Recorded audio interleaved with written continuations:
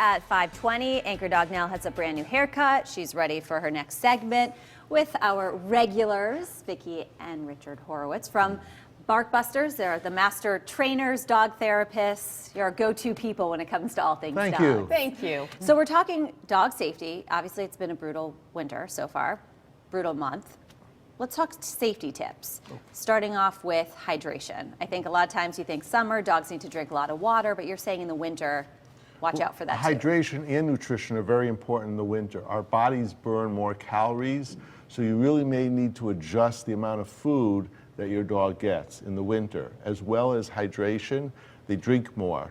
Make sure you have a plastic or a heated bowl, especially if they're outside dogs or you have the water in the garage or outside, because their tongue could stick to a metal bowl.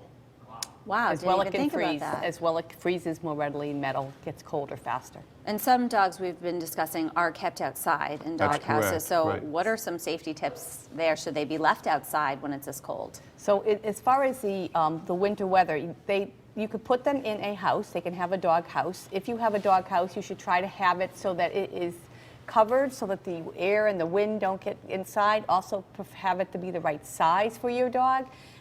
You want it to just be enough for them to turn around so that the heat stays inside, as well as you want to have something on the floor like straw, and those are all really important things, as that helps them maintain their heat inside the shelter. If you're going to keep them in a garage, which some people do, it's not always advisable, but at least it prevents them from the elements of outside.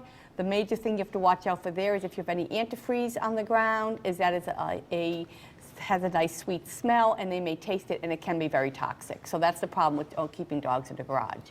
And the only other thing about outside that you have to be careful of is if you have a lot of snow and you have a fenced-in yard, if there's a mound of snow near the fence, then a dog can climb up that mound or jump their fence and get out of your yard. So you have to be careful. We of have those had things. that happen. You have had that happen. Yes. That's a good warning because the snow piles are piling up Yeah, as we go exactly. on. And we're going to